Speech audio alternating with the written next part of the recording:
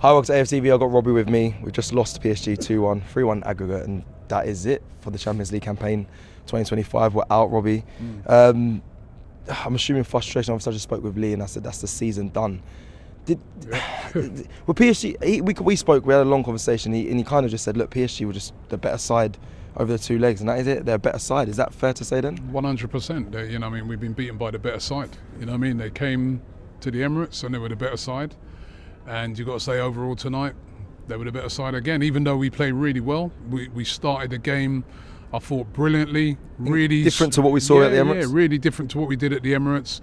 Really stuck it on them. Difference was when they did it to us at the Emirates, they got that early goal that kind of stunned us. We just needed that goal. I think if we could have got that goal, you know, it could have made all the difference in the tie. As it turned out, kind of against the run of play, they got the goal. Yeah. You know, even though they had hit the post before that, I think kind of against the run of the play, they got the goal. Another brilliant goal that they scored. They've scored like 3 brilliant goals in this tie, you know, and they are a very, very good side. You know what I mean? I heard what you were saying earlier to Lee, you know, United fans and Tottenham fans might say this, and Chelsea fans, well, you know what? You know what I mean? It's not Bodo Glimt we're playing there. You know what I mean? You're not playing Bodo Glimt in a semi-final. You're playing PSG. What would PSG do to any of those teams? They'd absolutely destroy them. They've beaten 3 of England's best teams. Us, Aston Villa, Man City. Right? So, you know, I know people are going to say this and that, and, you know, it's football banter. At the end of the day, they're a very, very good side. You know what I mean? And, you know, we can say nothing apart from, you know, over the 2 legs, they were better than us, you know what I mean? We've had a good run in this competition, you know, and beat Real Madrid over 2 legs, but we came up against a very, very good side, and that's why we're out. Do you know what? I'll give it to you, obviously, in the sense that you're very honest. Especially, we did a preview outside the Eiffel Tower, and I said, if the best PSG turn up or the best Arsenal turn up, who wins? And you did fair enough. You said some PSG will win it at the end of the day. The best, yeah, because at the moment they've got better. You know, what I mean, they're a better side than us at the moment. We have to admit. You know, what I mean, they're better 11 or better squad. What is it? I think. Listen, we've got to take into account the players that are missing. You know, what I mean, whether you think they're good enough strikers or not, there's 2 strikers we got. They're out. No Havertz, no Jesus. They're out. You know what I mean? Like, you know, at best centre half. Even though I think Jakub Kivior's come in and done really, really well. By the way, he's out. I thought Mourinho tonight done really well, but he's not a striker. So but PSG had no strikers either. Yeah, but that's how they play. That's what they've been playing with all season. But basically, apart from Dembele being on the bench tonight, right, and they could afford to do that because remember they're 1-0 up, right? They've had their full team. And the other thing I'd say, well, I agree. I heard what Lee was saying earlier. You know, we played them early on in the season, like Lee said, and you know we beat them. You know, we beat them pretty comprehensively, pretty comfortably, right?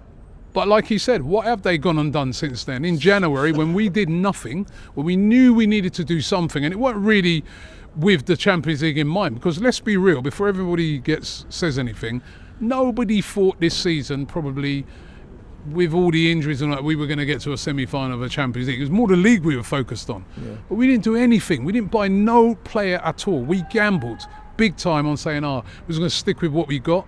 And it's completely backfired. Whereas what did they do? They went and bought Kvaratskhelia. It's been brilliant for them, not just in this game over the 2 legs, but in the previous games. Yeah. He's been one of their best players. They bought him in January. They went out, spent, I think, £75 million on him. We, on the other hand, did absolutely nothing.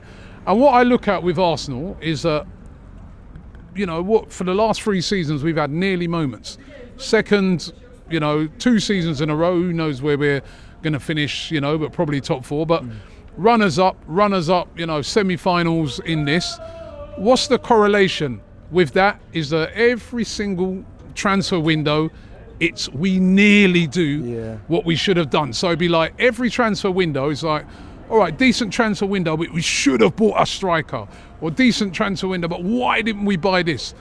And then what happens? We nearly get there. It's a direct correlation. So this summer, I don't know whether it's Arteta or whether it's the board or whatever, they have to go out there and get what is needed to get over the line. There was balls that went into the box today that if you've got a world-class striker or you've got a top striker, he's there ready to sniff those chances out. But those balls are being played in. There's no one in the box. Can't expect Marina to do that because he's not a striker. He's trying his best, but he's not a striker. He's helping build up as well. So go out there, whether it be, if you can't get Isak, get Gyökeres or get the best available striker. Bayern did it last season. They lost the league, right? What did they do? They went and got Harry Kane. They didn't worry about how old he is. They didn't worry about how much it's going to cost. Is it 80 million for 90 million pounds for a guy who's 28? They went and got him. What are they doing now? They're winning the league. Yeah, it was there last year. Not winning. They've won. Sorry, they got him last year. They've won the league. But they identified that was. They bought him to win the league. Yeah. So if we want to win the league, because let's be real, this has almost been like a bit of a bonus for us this season, I feel, because I don't think anybody at the start of the season, anybody can tell me that they thought we were going to win the Champions League, right? We've kind of punched above our weight and we've done really well in this competition and we've fallen, just short, right? But in the league, though, I think our campaign has been very, very disappointing because in January, when we knew we had loads of injuries, when we knew we were short, we didn't do anything. Nothing at all.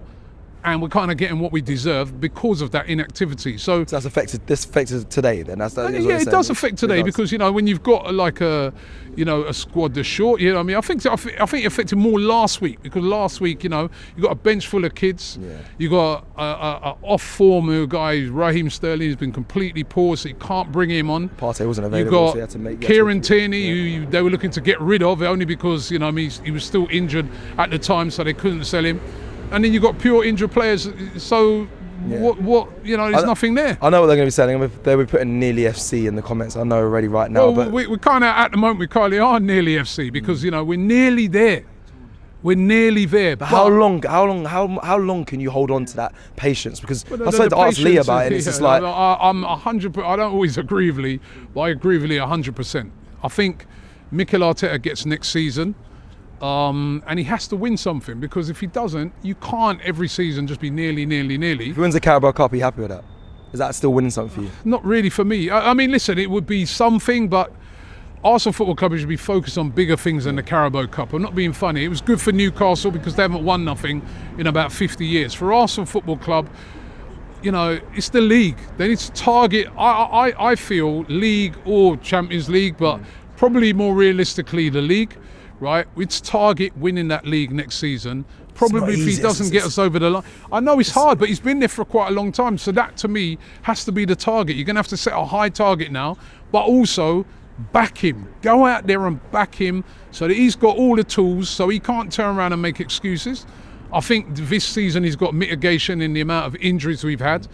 But the one thing it's not anybody being wise after. I think the one thing we can all say, in January, every fan was absolutely flabbergasted when they didn't do anything. Imagine if they had gone and got a Kvaratskhelia or somebody like that, and we had that available over these two legs. Could we now be in a final? We didn't do anything. We didn't, which was shocking. I've seen Arsenal do that the past couple of January windows, and especially. And what's happened every time? We've gone second. So that shows you that you've got people that are not really. It's almost like they are not prepared to do what it takes to get over the line. I said this the other day with Man City. Man City, dead and buried in the league. We knew they were not going to win the league. And looking like they weren't going to qualify for the Champions League. What did they do? They went out in January, they went and invested, Mamouche, this player, that player. Now they're third. They're going to get Champions League. And they've got an FA Cup to play for a final. Probably end up having a better season than us. Why? Because in January, they did something. Their board said, no, we're going to give you, Pep, the tools to get into that. What did we do? Absolutely nothing. Can it be done in summer? It can be done in summer though, can't it, as well? Well, this is it.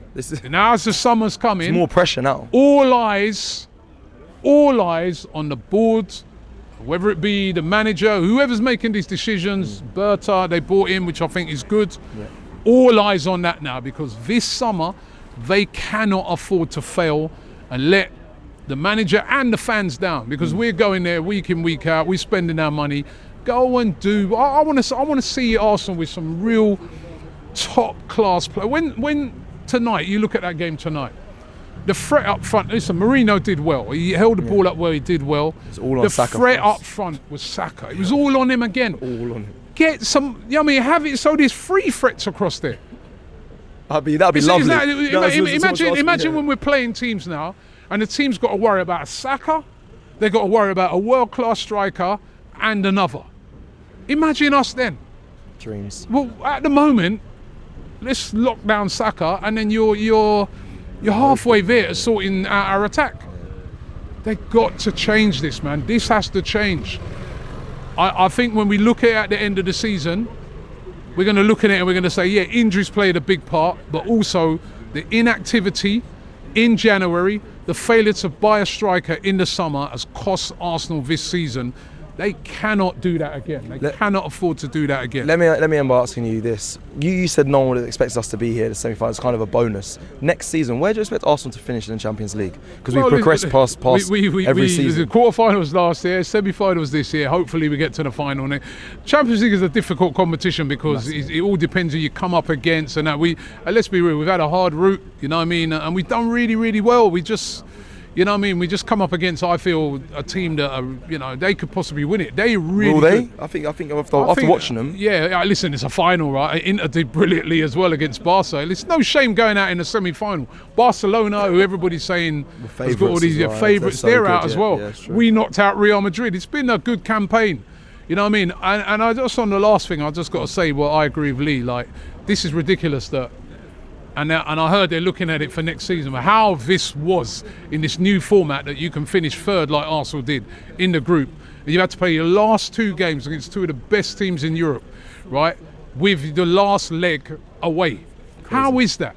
That is criminal. That is ridiculous, right? A guy said to me in there, he goes, in American football or in American sports, if you finish high up, you choose. Yeah. You choose where those main games are played at your place. So why is it that in this competition, it's not an excuse for why we've gone out, but that's another thing they need to fix in this competition, because we've just had to play 2 Real Madrid and PSG second legs away from home, and we finished third. How does that make sense to you? But that's football, it never makes sense. Amen.